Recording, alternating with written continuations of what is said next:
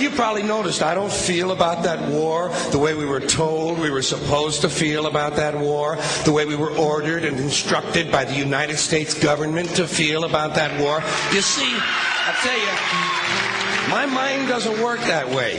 I got this real moron thing I do. It's called thinking. And I'm not a very good American because I like to form my own opinions. I don't just roll over when I'm told to. Sad to say, most Americans just roll over on command. Not me. I have certain rules I live by. My first rule, I don't believe anything the government tells me. Nothing. Zero. Nope.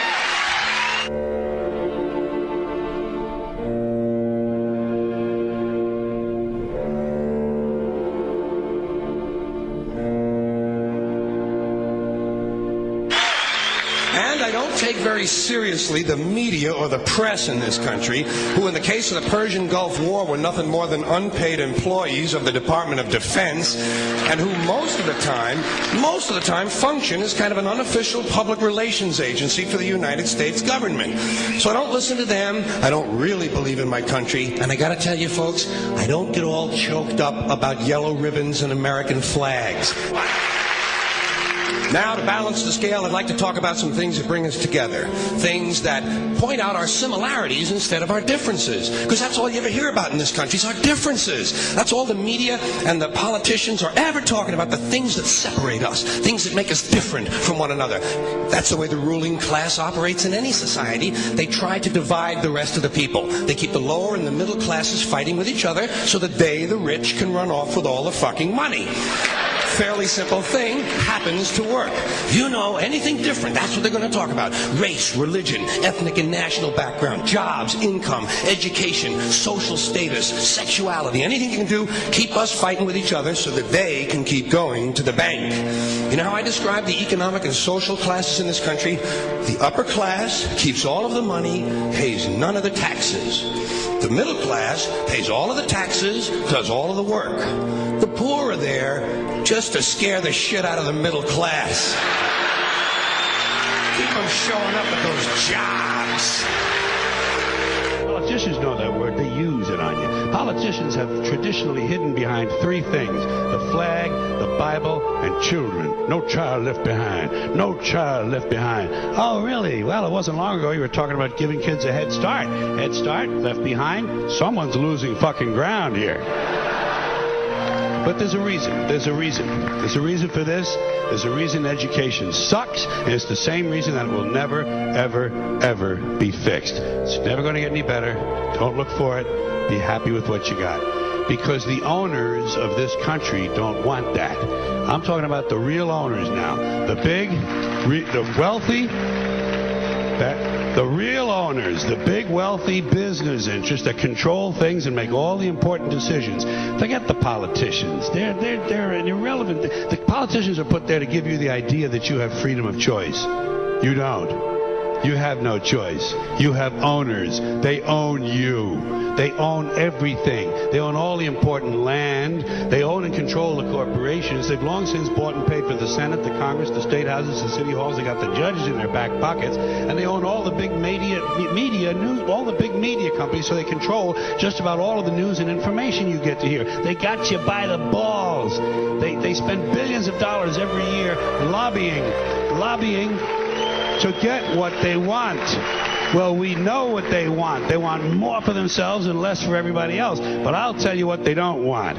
They don't want a population of citizens capable of critical thinking. They don't want well-informed, well-educated people capable of critical thinking. They're not interested in that. That doesn't help them. That's against their interest. That's right. You know something? They don't want people who are smart enough to sit around the kitchen table and figure out how badly they're getting fucked by a system that threw them overboard 30 fucking years ago. They don't want that. You know what they want? They want obedient workers. Obedient workers. People who are just smart enough to run the machines and do the paperwork and just dumb enough to passively accept all these increasingly shittier jobs with the lower pay, the longer hours, the reduced benefits, the end of overtime, and the vanishing pension that disappears the minute you go to collect it. And now they're coming for your Social Social Security money. They want your fucking retirement money. They want it back so they can give it to their criminal friends on Wall Street. And you know something? They'll get it. They'll get it all from you sooner or later because they own this fucking place. It's a big club, and you ain't in it. You and I are not in the big club.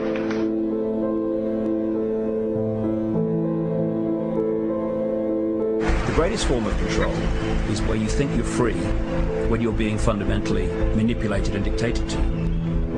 One form of dictatorship is being in a prison cell and you can see the bars and touch them. The other one is sitting in a prison cell but you can't see the bar, you think you're free. What the human race is suffering from is mass hypnosis. We are being hypnotized by people like this. Newsreaders, politicians, teachers, lecturers.